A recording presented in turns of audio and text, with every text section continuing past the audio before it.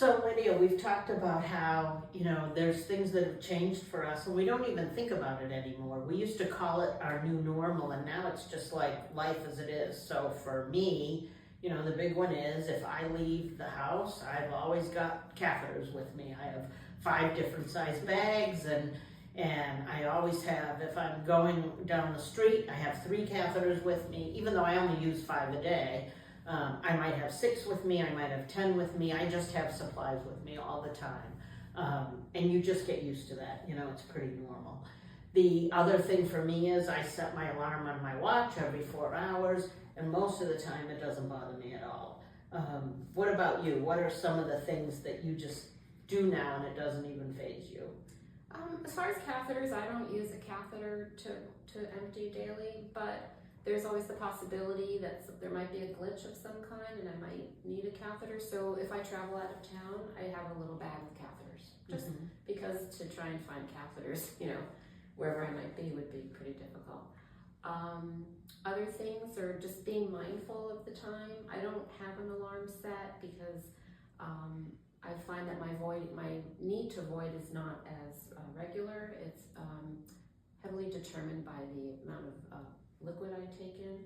So just being mindful and paying attention to my body's cues.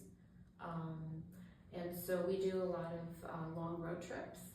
And so just learned over the years where the nice rest stops are. And we pace ourselves accordingly. So I know, if there's a rest stop coming up in an hour, I can drink freely. And then by the time we get there, I'll be able to use the bathroom. Yeah, another one for me is, I learned this the hard way, I always have a change of clothes if I'm going anywhere outside, my normal daily routine. And when I travel, I have a change of clothes in my, my carry-on, which has all my catheters. And I learned that, not because I leak, but because I was in an airport restroom one time, and the woman next to me asked me to hand her some toilet paper. And without even thinking, I went to hand her toilet paper, and I took my hand off my catheter, and what did it do? It soaked me. And with the potential of leakage, it's like, yeah, you know what? You might have a change of clothes with you. So it's funny how there's just little things that just don't seem like a big deal.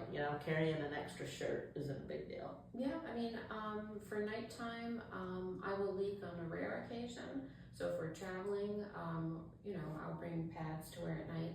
I won't bring an extra pair of pajamas because there's the potential to leak. I'm off my routine. I might leak more often when I'm away. I don't know. I haven't seen that pattern, but it could happen. So I do bring extra pajamas for travel.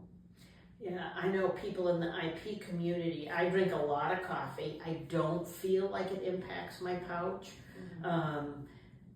But I know there are people who watch their caffeine or they watch their acidity, orange juice, things like that. Some people feels it impacts them, some people don't. So there are those different things. Do people in your community find that there's different things that might impact or irritate their Neo that they might ingest? Yeah, so for function and continence, we've been told that alcohol and caffeine can impact that. People can have a glass of wine for dinner, or if they like to have a couple beers when they're out with their friends, of course they can. For some people it might not have an impact. For others they may find that they need to go more often, or maybe they might leak a little. It's all taken into account. Yeah. The other big question we get is swimming. Can you swim? Can you go in a hot tub? My doctor always says that thing was made out of your bowel. It's not sanitary. Go in the darn hot tub. I've never been that big of a hot tub person, but I swim when we travel, and I love a pool, and there's lots of people I know in the Indiana Post community that go in hot tubs and don't have an issue. It's really, how's the water issue on the Neo side? I'm a big swimmer. Yeah. And pretty soon after, I would say, not the first summer, I was still a little sorting things out.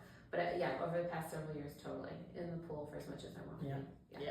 Really no limits. And as far as the new normal, that's pretty much it. And you do get used to it pretty darn quickly. Yeah, I think so. In the beginning, there's a lot to take in. It's overwhelming. You're taking in a lot of information.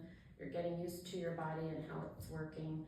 And so in the beginning, there's a lot to think about. But over time, I would say it becomes pretty normal. Yeah, and I'm glad you said that, because in the beginning, I think one of the hardest things for me was being patient with myself. Yes. And I had numerous doctors, including an eye doctor, who said, Sandy, this is one of the top 5 most difficult surgeries you can go through.